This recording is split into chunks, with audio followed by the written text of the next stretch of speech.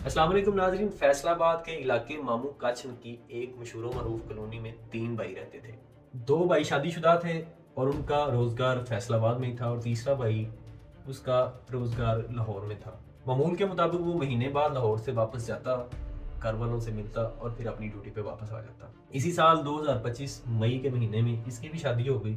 इसके बाद इसने अपने मामूल को थोड़ा सा बदला और एक महीने में 2 दफ़ा अपने घर वापस जाता, और जिसकी वजह से इसकी बेगम जिसका नाम इरम था, ये बंदा जिसका नाम ज़हीर बताया जा रहा है, इन दोनों में थोड़ा सा झगड़ा था।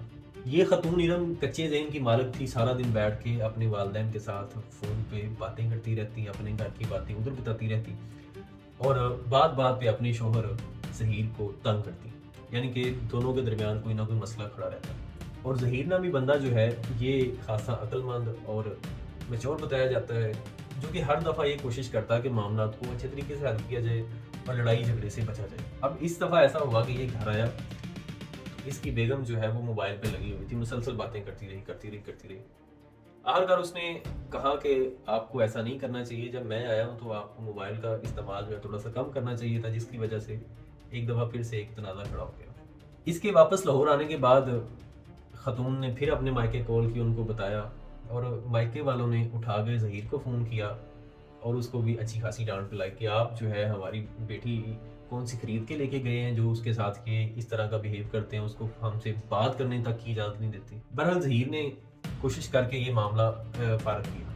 अगली दफ़ा जब ज़हीर 1 दिसंबर को घर गया, तो इसने फिर अपनी बेगम से शिकवा किया कि आपको ऐसा नहीं करना चाहिए था, आपने फिर वही बात जो है अपने पेरेंट्स को बता दी। तो इस बात पे फिर से नए सिरे से झगड़ा शुरू हो गया, और अब झगड़ा ज़रा शदीद नोयत का था। और बताया जाता है कि दोनों मियाँ बीवी कमरे में थे कि इस खतून ने अपने शोहर की ज़ुबान काट दी। दर्द की वजह से चीखा चिल्लाया, तो बाकी घर वाले उसके पास पहुंचे, उन्होंने उसको हॉस्पिटल लेके गए और साथ में पुलिस को बुलाया। लेकिन साथ में ये भी पुलिस को कह दिया कि आप जो है हमारे भाई के बयान देने का इंतज़ार करें, आप हमारी भाभी को अपने साथ ना लेके जाएं। कुछ घंटों के बाद जब ज़हीर साहब ने बयान दिया, तो उन्होंने कहा कि मैं इस खतून को पुलिस के हवाले नहीं करूँगा, मैं अपने मामला खुद हैंडल करूँगा, लिहाजा ये केस पुलिस के पास ना। अब ज़हीर ने भड़पन का मुजाहरा करते हुए, जो सारी ज़िंदगी शायद गूंगा रह के निकाल देगा, उसने खतून को माफ़ कर दिया। हालांकि अगर वो कच्ची उम्र का मुजाहरा करता तो इसके ऊपर एक अच्छा खासा केस कर सकता था, लेकिन ऐसा उसने ना किया।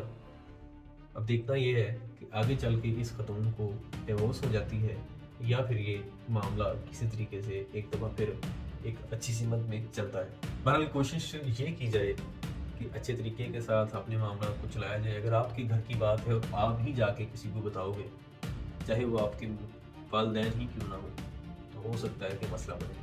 लिहाजा कोशिश की जाए कि घर के अफराद में बात रहे और घर के अफराद मिल के उस मसले का कोई ना कोई हल निकालें। मुलाकात होती है अगली वीडियो में, तब तक के लिए अल्लाह हाफिज़।